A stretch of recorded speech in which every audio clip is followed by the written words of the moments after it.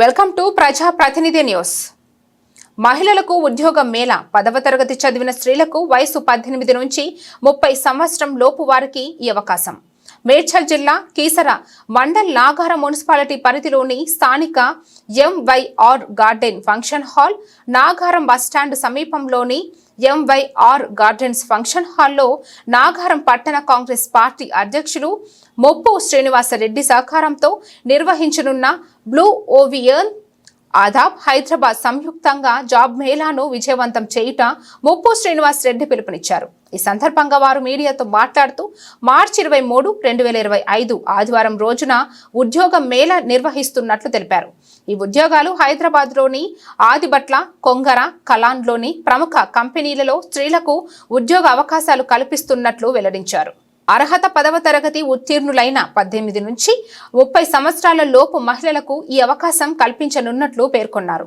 స్థానిక పట్టణ ప్రజలు ఈ అవకాశాన్ని సద్వినియోగం చేసుకోవాలని అన్నారు.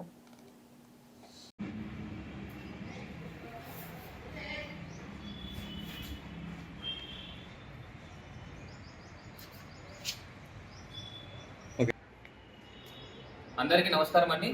నాగారం మున్సిపల్ పరిధి ఎంవైఆర్ ఫంక్షన్ హాల్లో ఈ నెల 23వ తారీఖు ఆదివారం రోజున జాబ్ మేళా నిర్వహించడం జరుగుతుందండి. ఈ job Mela Foxconn company, blue ocean మరియు ఆదాబ్ హైదరాబాద్ ఆధ్వర్యంలో ఈ జాబ్ మేళా చేయడం జరుగుతుంది. ఈ జాబ్ మేళాలో సెలెక్ట్ అయిన మహిళలు కొంగన్ కలాన్ ఆదిబట్ల దగ్గర ఉన్న ఒక ప్రముఖ మొబైల్ కంపెనీలో వీళ్ళకు ఉద్యోగం రావడం జరుగుతుంది. ఉద్యోగం వచ్చిన వారికి నెలకు 15,000 నుంచి 17,000 రూపాయల జీతం శాలరీ ఇవ్వడం జరుగుతుంది. అలానే వాళ్ళకు ఉచిత బస్సు ప్రయాణం, ఉచిత భోజనం కూడా కంపెనీ వాళ్ళు ఏర్పాటు చేయడం జరుగుతుంది.